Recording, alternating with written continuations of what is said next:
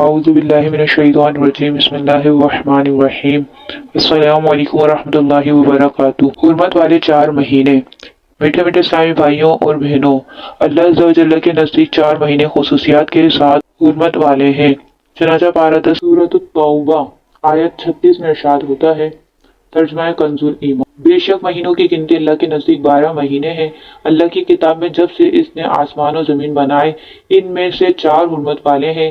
یہ سیدھا دین ہے، تو ان مہینوں میں اپنی جان پر ظلم نہ کرو اور مشرکوں سے ہر وقت لڑو جیسا وہ تم سے ہر وقت لڑتے ہیں، اور جان لو کہ اللہ پرہیزگاروں کے ساتھ ہے۔ بیان کردہ آیت مبارکہ کے تحت صدر افطار حضرت علامہ مولانا سید محمد نعیم الدین مراد آبادی علیہ رحمۃ اللہ الہادی خزائن العرفان میں فرماتے ہیں، 4 حرمت والے مہینوں سے مراد 3 متصل یعنی یکے بعد دیگرے ذوالقعدہ، ذوالحجہ، محرم اور ایک جدہ رجب۔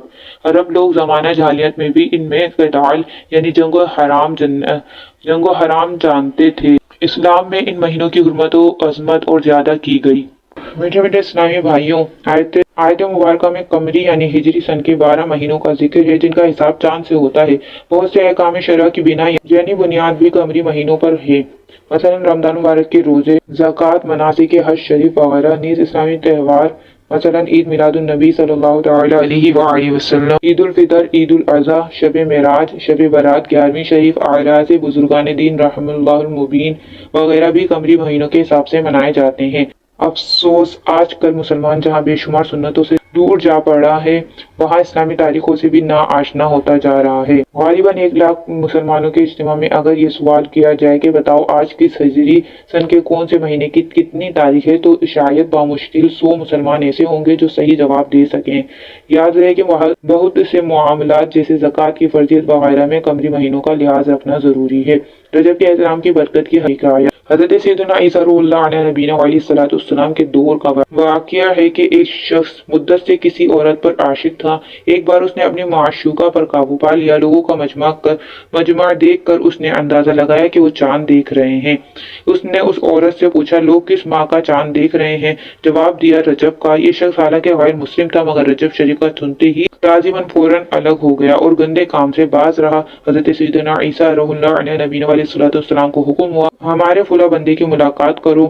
آپ علیہ نبینا علیہ السلام نے تشریف لے گئے اور اللہ عز و جل کا حکم اور اپنی تشریف آوری کا سبب ارشاد فرمایا۔ یہ سنتے ہی اس کا دل نور اسلام سے جگمگا اٹھا اور اس نے فوراً اسلام قبول کر لیا۔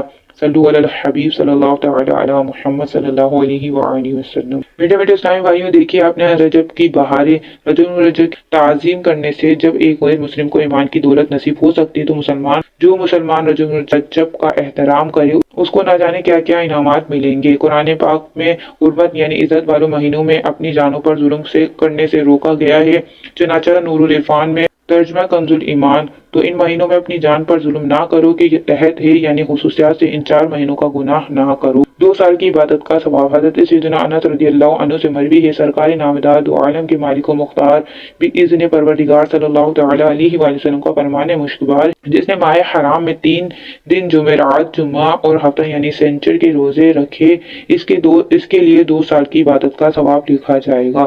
میٹھے میٹھے اسلامی بھائیوں، یہاں ماہ حرام سے یہی 4 ماہ یعنی ذوالقعدہ، ذی الحجہ، محرم الحرام اور رجب المرجب مراد ہیں۔ ان 4 مہینوں میں سے جس ماہ میں بھی بیان کر 3 دنوں کا روزہ رکھ لیں گے تو انشاءاللہ عز و جل 2 سال کی عبادت کا ثواب پائیں گے۔ تیرے کرم سے اے کریم مجھے کون سی شے ملی نہیں، جھولی ہی میری تنگ ہے، تیرے یہاں کمی نہیں۔ صلو علی الحبیب صلی اللہ تعالی علی محمد صلی اللہ علیہ وآلہ وسلم۔ ایک بار حضرت سیدنا عیسیٰ روح اللہ علیہ نبینا علیہ السلام کا گزر ایک جگمگاتی نورانی پہاڑی پر ہوا۔ آپ علیہ نبی علیہ السلام نے بارگاہ خداوندی عز و جل میں عرض کیا، اللہ عز و جل اس پہاڑ کو قوت گویائی یعنی بولنے کی طاقت عطا فرما۔ وہ پہاڑ بول اٹھا، یا روح اللہ علیہ نبی علیہ السلام، آپ کیا چاہتے ہیں؟ فرمایا، اپنا حال بیان کر۔ پہاڑ بولا، میرے اندر ایک آدمی رہتا ہے۔ سیدنا عیسیٰ روح اللہ علیہ نبی علیہ السلام نے بارگاہ الہی عز و جل میں عرض کی، یا اللہ عز و جل اس کو مجھ پر ظاہر فرما دے۔ یکا یک پہاڑ شک ہوا یعنی پھٹ گیا اور اس میں چاند سا چہرہ چمکاتے ایک بزرگ برآمد ہوئے۔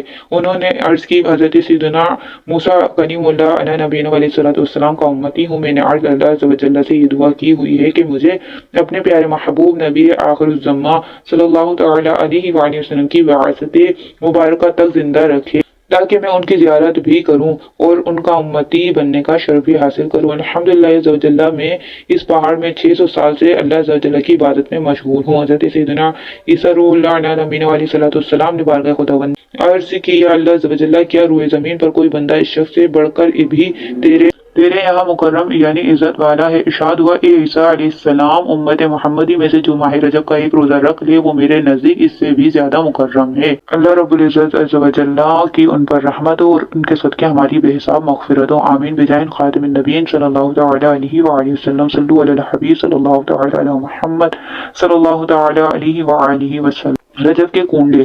صدر الشریعہ بدر الطریقہ حضرت علامہ مولانا مفتی محمد امجد علی اعظمی علیہ رحمۃ اللہ القوی فرماتے ہیں، ماہ رجب میں بعض جگہ حضرت سیدنا امام جعفر صادق رضی اللہ عنہ کو اصالِ ثواب کے لیے پوریوں کے کنڈے بھی بھرے جاتے ہیں۔ یہ بھی جائز ہے، مگر اس میں بھی اسی جگہ کھانے کی نے پابندی کر رکھی ہے، یہ بیجا پابندی ہے۔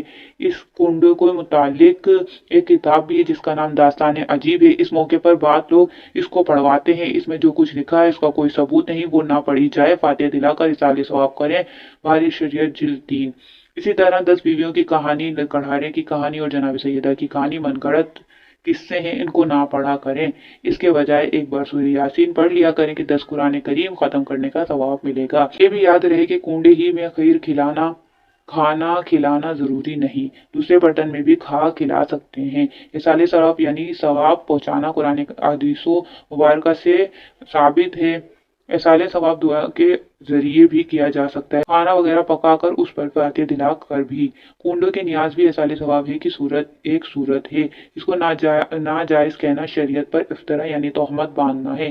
ناجائز کہنے والے پارہ 7 سورۃ المائدہ کی آیت نمبر 87 میں بیان کردہ حکم الہی سے عبرت پکڑیں، چنانچہ ارشاد ہوتا ہے، ترجمہ کنز ایمان، اے ایمان والو، حرام نہ ٹھہراؤ وہ ستری چیزیں کہ اللہ نے تمہارے لیے حلال کی، اور حد سے نہ بڑھو، بے شک حد سے بڑھنے والے اللہ کو ناپسند ہیں۔ رجب کے کنڈے کس تاریخ کو کریں؟ پورے ماہ رجب میں بلکہ سارے سال میں جب چاہیں اصالِ ثواب کے لیے کنڈوں کی نیاز کر سکتے ہیں، البتہ مناسب یہ ہے کہ 15 رجب المرجب کو رجب کے کنڈے کیے جائیں، کیونکہ یہ آپ کا یوم عرس ہے، جس فتویٰ فقہ ملت جلد 2 صفحہ نمبر 265 پر ہے۔ حضرت سیدنا امام جعفر صادق رضی اللہ تعالیٰ عنہ کی نیاز 15 رجب کو کریں۔ حضرت کا وصال 15 ہی کو ہوا ہے۔ نیز مکتبۃ المدینہ کی مطبوعہ کتاب شرح شجرہ قادریہ صفحہ نمبر 69 پر ہے، 59 پر ہے۔ آپ رضی اللہ عنہ کو 68 برس کی عمر میں 15 رجب المرجب 148 ہجری کو کسی شاکی القلب یعنی سنگ دل ظالم نے زہر دیا، جو آپ رضی اللہ عنہ کی شہادت کا سبب بنا۔ آپ رضی اللہ عنہ کا مزار اقدس جنت البقیع مدینہ منورہ میں والد محترم حضرت سیدنا امام محمد باقر رضی اللہ عنہ کے پہلو میں ہے۔ اللہ رب العزت عز و جل کی ان پر رحمت اور ان کے صدقے ہماری بے حساب مغفرت ہو، آمین بجاہ خاتم النبیین صلی اللہ تعالی علیہ وآلہ وسلم۔ کھانا کھلانے کے ذریعے اصالِ ثواب کرنا سنت صحابہ ہے، اور رجب کے کنڈے میں بھی غذا یعنی کھانے ہی کی چیز ہوتی ہے جو کہ اصالِ ثواب کے لیے کھلائی جاتی ہے، چنانچہ صحابہ 7 دن تک اصالِ ثواب کرتے۔ حضرت علامہ جلال الدین سیوطی شافعی علیہ رحمۃ اللہ کبھی نقل فرماتے ہیں کہ صحابہ کرام علیہ رضوان 7 روز تک وفات پا جانے والوں کی طرف سے کھانا کھلایا کرتے تھے۔ صحابی نے ماں کی طرف سے باغ صدقہ کر دیا۔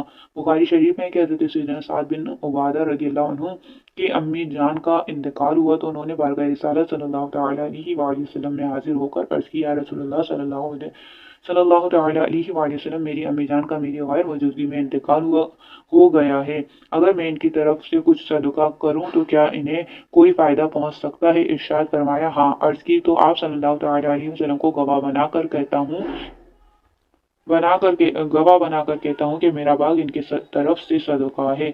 मालूम हुआ खाना खिलाने के अलावा बाग यानी बाल खर्च करने के जरिए भी एसाले सवाब जायज़ है और कुंड शरीफ की न्याज भी माली एसाले सवाब में शामिल है। मेरे आका आला हज़रत इमाम अहमद रज़ा खान अलैहि रहमतुर रहमान फरमाते हैं, अम्बातुल मुस्लिमीन यानी महरूमीन के नाम पर खाना पकाकर एसाले सवाब के लिए तसद्दुक यानी खैरात करना बिलाशुबा जायज़ व मुस्तहसन यानी पसंदीदा है और इस पर फातिहा के जरिए से इसाले सवाब करना दूसरा मुस्तहसन यानी पसंदीदा है और दो चीज़ों का जमा करना ज़ियादत खैर यानी भलाई में इजाफा है। हर शख्स को अफजल यही है कि जो अमल सालिह यानी जो भी नेक काम करे उसका सवाब अव्वलीन व आखिरीन अहया व अम्वात मोमिनीन व मोमिनात के लिए हदिया भेजे यानी एसाले सवाब करे सबको पहुंचेगा और उससे यानी जिसने एसाले सवाब किया उन सब के लिए बराबर अजर मिलेगा। एसाले सवाब अच्छी नीयत से किया जाए, इसमें नमूदो नुमाइश यानी दिखावा मकसूद ना हो, ना इसकी उजरत और मुआवजा लिया गया हो, वरना ना सवाब है ना एसाले सवाब। यानी जब सवाब ही ना मिला तो पहुंचेगा कैसे।